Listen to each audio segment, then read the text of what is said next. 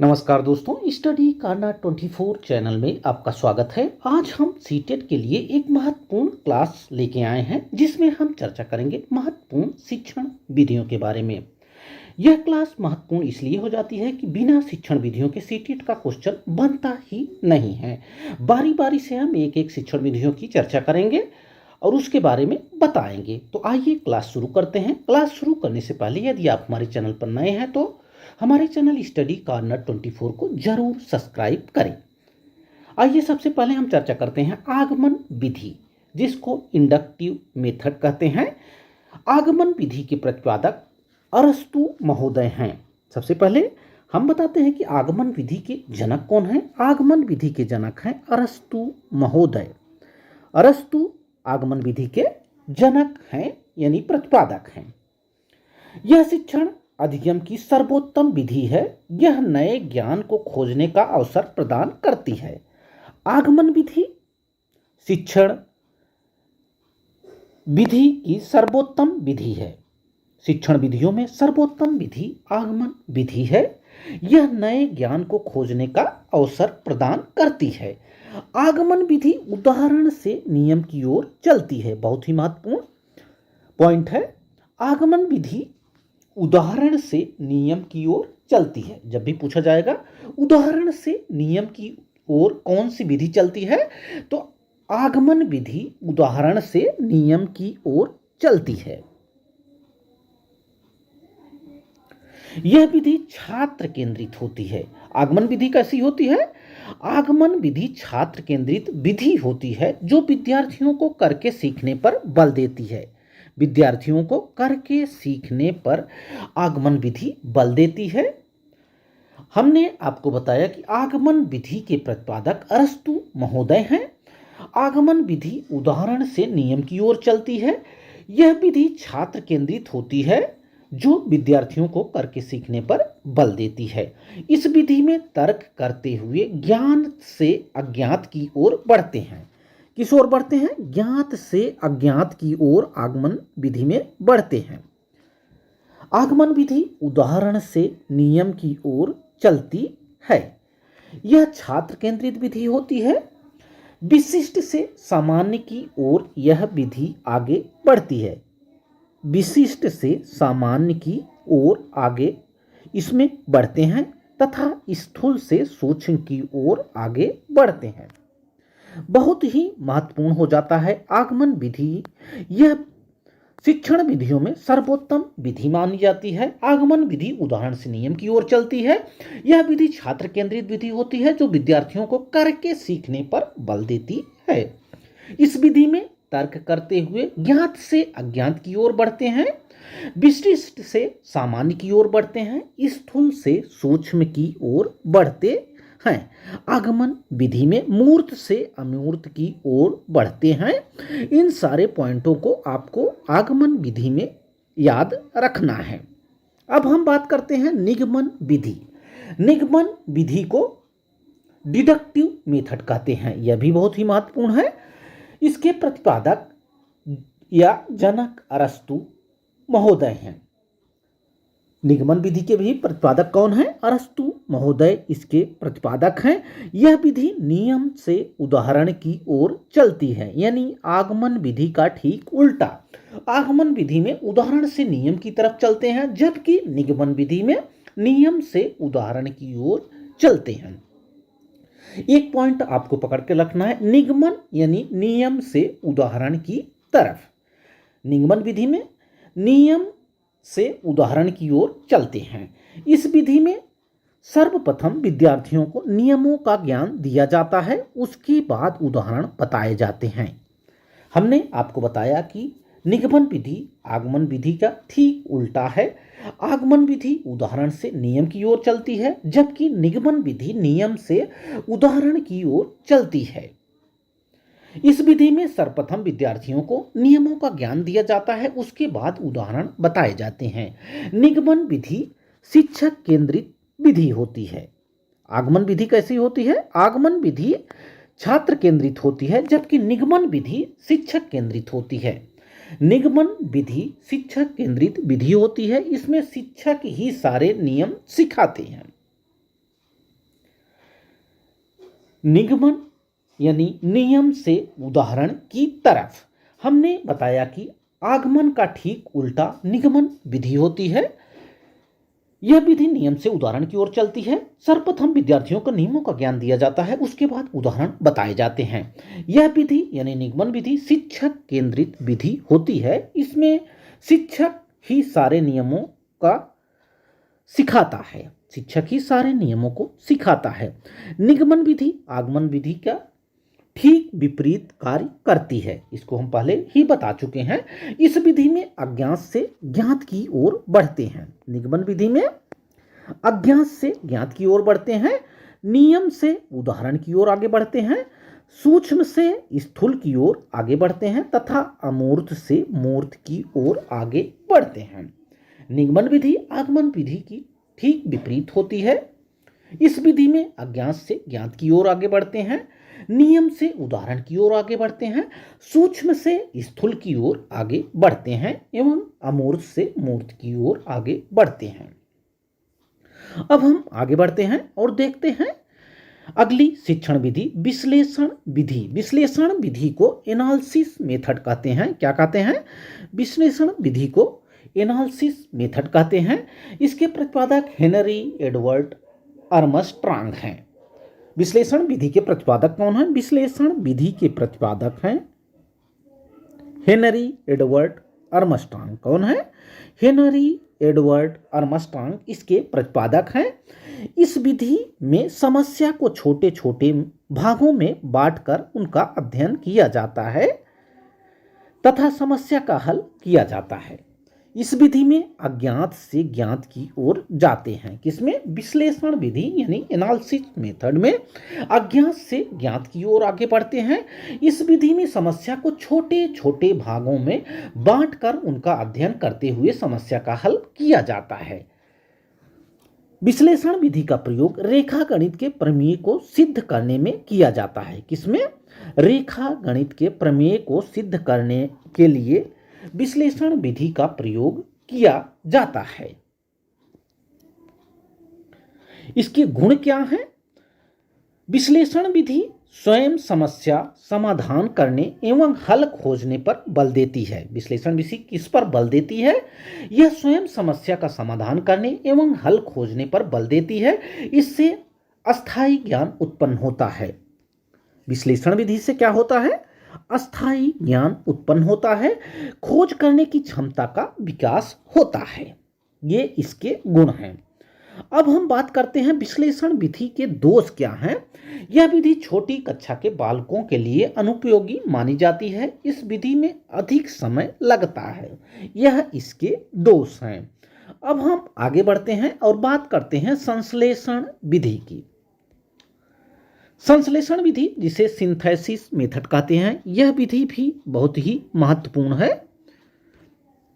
आपके सीटेट के एग्जाम के लिए।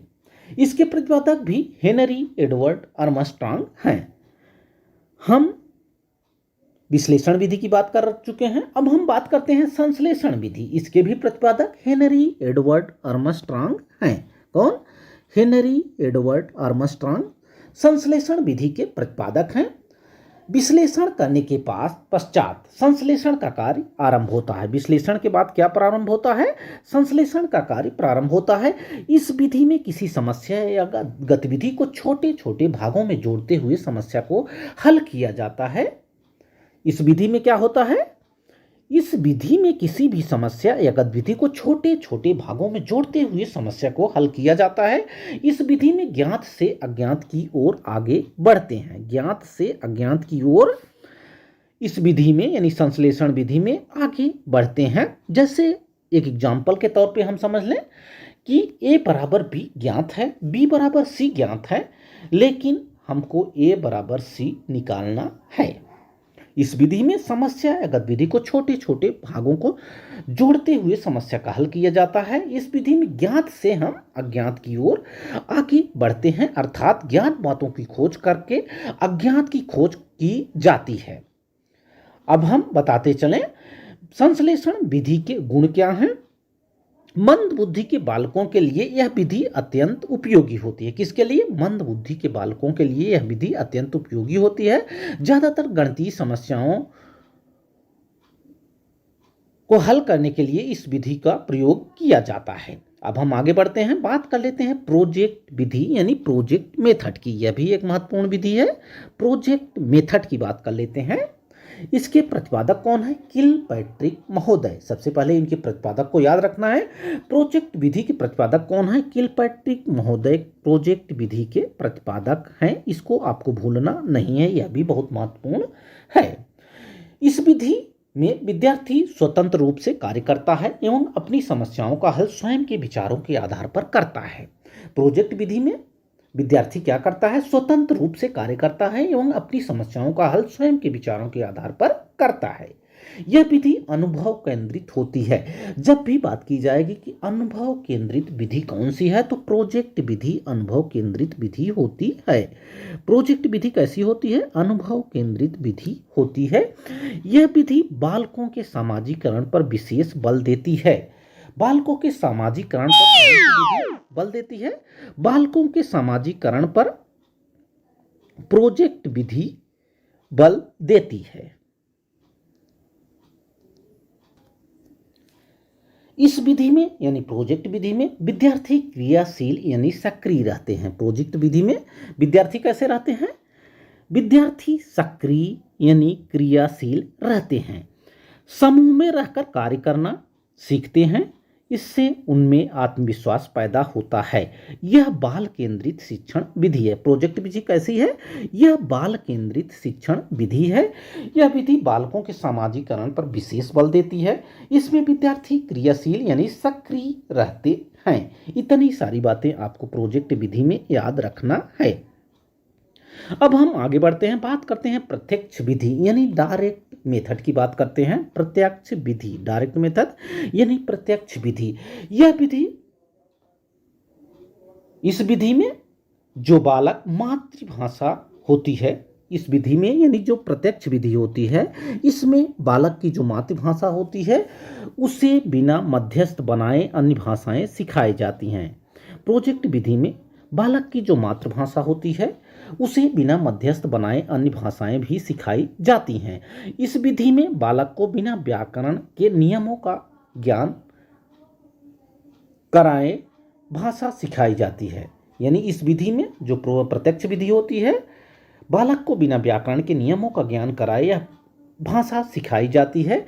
यह विधि वार्तालाप के माध्यम से अधिक सीखने पर बल देती है। वार्तालाप के माध्यम से सीखने पर कौन सी विधि अधिक बल देती है? प्रत्यक्ष विधि वार्तालाप के माध्यम से सीखने पर अधिक बल देती है। इस विधि में श्रव्य दृश्य सामग्री का प्रयोग किया जाता है।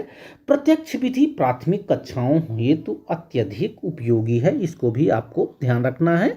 प्रत्यक्ष विधि प्राथमिक कक्षाओं हेतु अत्यधिक उपयोगी है। अब हम बढ़ते हैं आगे और बात करते हैं अनुकरण विधि। बात हम कर लेते हैं किसकी? अनुकरण विधि की बात करते हैं। अनुकरण विधि में बालक अनुकरण करके सीखता है। जैसा कि नाम से ही पता चल रहा है, अनुकरण विधि, अनुकरण विधि में बालक अनुकरण करके सीखता है, इसलिए इसको अनुकरण विधि भी कहा जाता है। इस विधि में बालक अपने शिक्षक का नकल करके लिखना, पढ़ना तथा नवीन रचना करना सीखता है। इस विधि में यानी जो अनुकरण विधि है, इसमें बालक शिक्षक के उच्चारण को अनुसरण करके वाचन करना सीखता है। हमने आपको बताया अनुकरण विधि में बालक अनुकरण करके सीखता है। इस विधि में बालक अपने शिक्षक का नकल करके लिखना, पढ़ना तथा नवीन रचना करना सीखता है। इस विधि में बालक शिक्षक के उच्चारण का अनुसरण करके वाचन करना सीखता है। पहले शिक्षक बोलता है, फिर बच्चे उसका अनुसरण करते हैं। अब हम बात कर लेते हैं मॉन्टेसरी विधि की। मॉन्टेसरी विधि के प्रतिपादक मारिया मॉन्टेसरी हैं। कौन है? मॉन्टेसरी विधि की प्रतिपादक हैं मारिया मॉन्टेसरी। कौन है? मारिया मॉन्टेसरी इस विधि की प्रतिपादक हैं। मॉन्टेसरी विधि की प्रतिपादक कौन है? मॉन्टेसरी विधि की प्रतिपादक मारिया मॉन्टेसरी हैं, इसको आपको भूलना नहीं है। यह पद्धति 2.5 वर्ष से 6 वर्ष तक के बच्चों हेतु प्रयोग में लाई जाती है। यह विधि जो मॉन्टेसरी विधि है, यह 2.5 वर्ष से 6 वर्ष तक के बच्चों को, कितने वर्ष से? 2.5 वर्ष से 6 वर्षों तक के बच्चों के प्रयोग हेतु लाई जाती है। इस शिक्षण पद्धति का विकास डॉक्टर मारिया मॉन्टेसरी द्वारा रूस विश्वविद्यालय में मंदबुद्धि बालकों की चिकित्सा हेतु किया गया। किसके चिकित्सा हेतु? मंदबुद्धि बालक के चिकित्सा हेतु किया गया। कुछ समय बाद सामान्य बुद्धि बालकों के उपयोग में भी लाई जाने लगी। यह महत्वपूर्ण शिक्षण विधि है, मॉन्टेसरी शिक्षण विधि। इसके प्रतिपादक मारिया मॉन्टेसरी हैं। अब हम बात कर लेते हैं व्याख्यान विधि। व्याख्यान विधि को लेक्चर मेथड कहते हैं। यह अंतिम शिक्षण विधि है इस चैप्टर में। व्याख्यान शिक्षण विधि, व्याख्यान शिक्षण विधि जिसको लेक्चर मेथड कहते हैं, यह भी एक महत्वपूर्ण शिक्षण विधि है। व्याख्यान विधि में किसी तथ्य विषय की व्याख्या की जाती है। व्याख्यान विधि में क्या होता है? व्याख्यान विधि में किसी तथ्य विषय की व्याख्या की जाती है। व्याख्यान विधि शिक्षण की सबसे प्राचीन विधि है, इसको भी आपको ध्यान रखना है। व्याख्यान विधि शिक्षण की सबसे प्राचीन विधि है। यह शिक्षक केंद्रित होती है। कैसी होती है? शिक्षक केंद्रित शिक्षण विधि हो। कौन सी है? व्याख्यान विधि कैसी है? शिक्षक केंद्रित शिक्षण विधि है। इस शिक्षण विधि में शिक्षक की भूमिका प्रमुख होती है। व्याख्यान विधि में आपको ध्यान रखना है, यह शिक्षण विधि की सबसे प्राचीन विधि है। व्याख्यान विधि में किसी तथ्य विषय की व्याख्या की जाती है। यह शिक्षक केंद्रित शिक्षण विधि है। इस शिक्षण विधि में शिक्षक की भूमिका प्रमुख होती है। आशा है कि आज की क्लास जो शिक्षण विधियों पर थी, हमने आपको बताया, सारी बातें आपको समझ में आई होंगी। क्लास अच्छी लगी हो तो क्लास को लाइक करें, शेयर करें तथा हमारे चैनल स्टडी कॉर्नर 24 को जरूर सब्सक्राइब करें। Thanks for watching this video. Thank you.